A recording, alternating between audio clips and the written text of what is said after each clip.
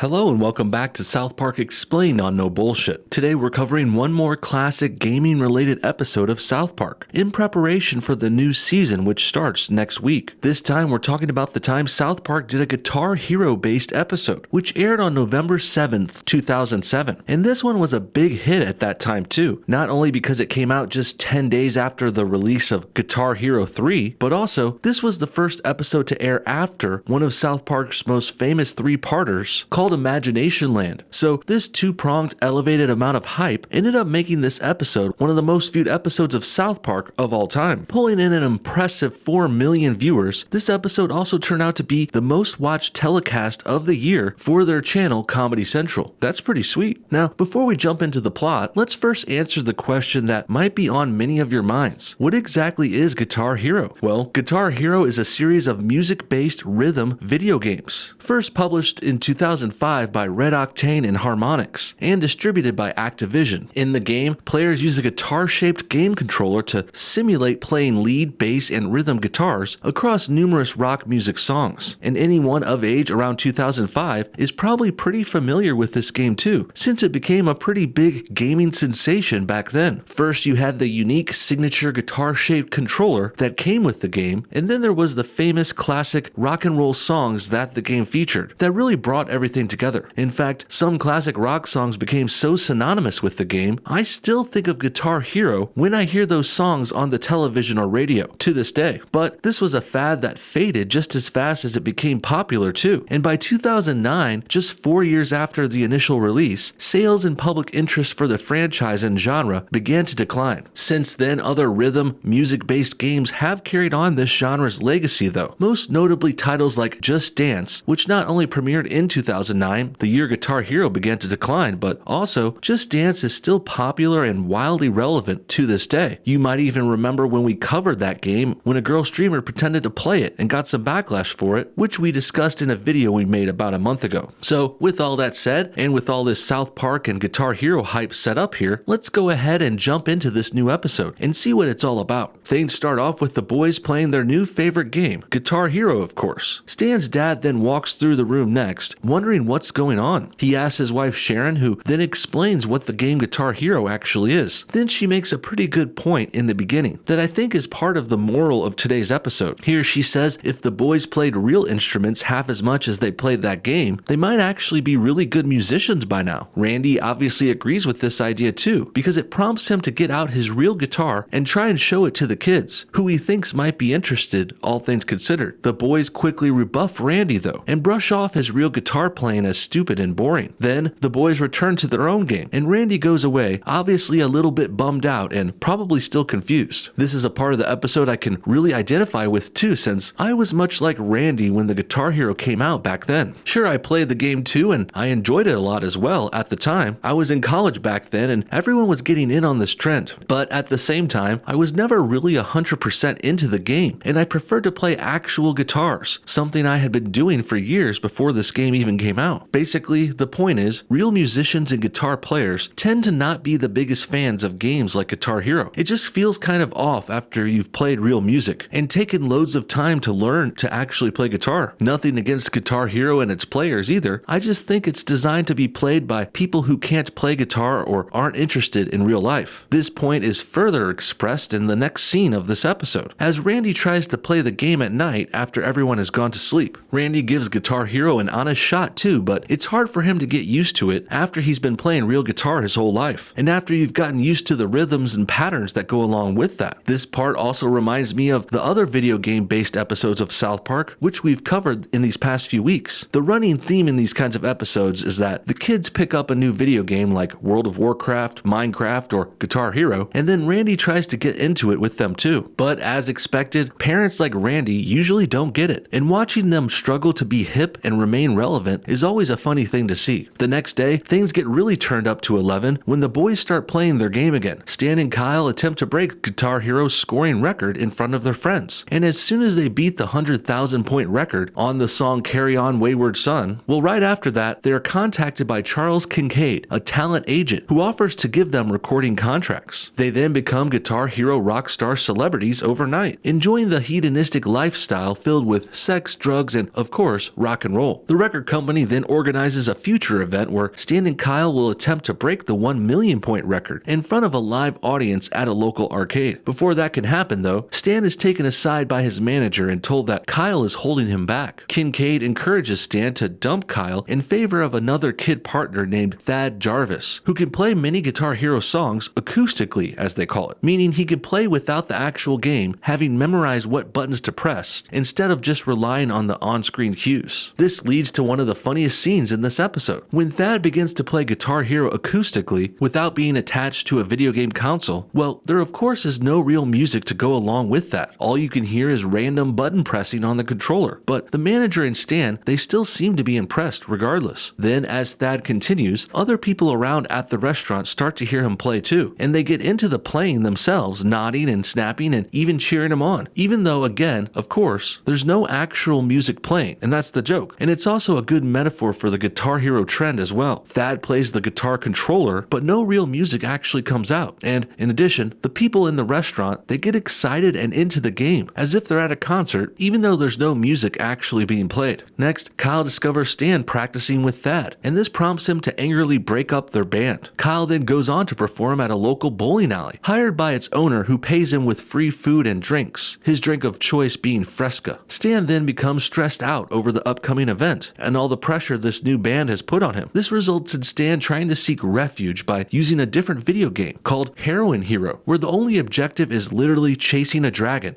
which you never catch. And this of course is a joke on chasing the dragon, like what they say druggies do when they're trying to get high. And this new game, Heroin Hero, actually makes things worse for Stan. Somehow, it shortens his temper and concentration, which causes a fight with Thad the next day. This results in Thad quitting the band on Stan. And finally, later on, Stan, while still intoxicated from playing Heroin Hero, well, he's forced to play the event solo on his own. This ends up with Stan getting a miserable score and also throwing up on stage to boot. Pretty gross. And the main joke here and for this episode is, of course, taking the Guitar Hero game way too seriously and treating it like you're playing real guitar and as if the players are in real bands who are writing music and getting famous. This exaggeration includes forming the band, getting a record deal, going to parties, doing drugs, getting into fights, and the band breaking up and then eventually getting back together too. And all of this is made funnier when you keep in mind the boys aren't really playing music at all. Their whole performance depends on being connected to a video game, which then plays other people's songs for them while they tap on their controllers along with it. In the end, Stan goes on to apologize to Kyle after a brief spat. The two then become friends again, dumping the record contract and getting their so-called band back together. They then go back home and go on to break the 1 million point record in front of their friends at Stan's house, where this all began. And finally, to their shock, the game rewards them by telling them, "Congratulations, you are blank." And the blank, of course, being a harsh insult, which I can't even repeat here. But if you watch the episode and see this at the end, it's quite hilarious. And after being dissed by the game, this causes Stan and Kyle to become upset because they have worked so hard only to be insulted like this, so they decide to angrily walk out of the room. Then Cartman and Butters start to play the game themselves, with Butters eagerly requesting that he gets to be the one that betrays Cartman after the sex and drugs party. Besides all the classic rock music that's played from the game's soundtrack here, there's also a number of other cultural references worth mentioning. The celebrities that the boys meet at the party at the beginning are real-life Colorado celebrities from the time. Ron Zappallo is a news host at KDVR. American Furniture Warehouse president Jake Jabs also makes an appearance. And in addition, diamond mogul Tom Shane even says hi too. Next, the then quarterback for the Denver Broncos, Jay Cutler, appears. And he was even insulted with the line that Stan says, quote, "You kind of suck, but my dad says you might be good someday." And the real-life Jay Cutler eventually responded to this episode in a pretty lighthearted, affectionate way, saying, "I thought it was funny. They can make fun of me if they want to." What a good sport Jay was. Later on, when Stan's new guitar partner Thad says, "I quit, I quit, I quit, I quit," that's a reference to the film That Thing You Do, which is also based on rock and roll and the drama behind the scenes of rock groups and their rise to success. And the last main reference has to do with the manager Charles Kincaid, who is a reference to Reuben Kincaid of the Partridge Family, and he even looks like him a bit too. And also, the record company executive is a reference to the Colonel James from the film Boogie Nights. And both the Partridge Family and Boogie Nights are, of course, movies and TV shows that involve stories where the characters make attempts at becoming professional musicians, like what happens in the South Park episode. In the end, this was another classic South Park episode, based on another major video game and trend. And also, in addition to the references to local Denver celebrities, South Park also modeled characters off of famous ones from other rock and roll stories, movies, and TV shows, which this episode was clearly not only emulating, but also poking fun at them while they did it. And another one of my favorite parts here is, of course, the music. This episode uses the tracks from Guitar Hero to not only show how cool the songs are in that game, but also South Park doubles those tracks as a soundtrack to this whole episode. For example, at one point, Stan's playing a driving game to try and get his mind off things. And when the song Carry On Wayward Son comes on, it prompts him to turn around the car and get back to his friend Kyle, who he once enjoyed that track with many times before. This was a well done and well scored moment for the show that was not only moving and cool, but it was also hilarious. And one final thing to note about this soundtrack here is South Park actually got the rights to use all the original classic rock songs. This is something not even the game Guitar Hero itself could achieve, as they mostly use cover versions of all these songs for copyright reasons. So to hear songs in this episode from the likes of Kansas, Cheap Trick, Primus, the Sex Pistols, Poison, and so on, well, that was a really nice touch. What do you guys think? Did you see or like this Guitar Hero South Park episode? Have you ever played the game Guitar Hero yourself? And how excited are you guys that we will finally have a new episode of South Park in just a few days, less than a week from now on Wednesday night? Comment your thoughts on everything below, and thanks for watching No Bullshit. Hit that like button if you enjoyed this video, and we'll see y'all next time.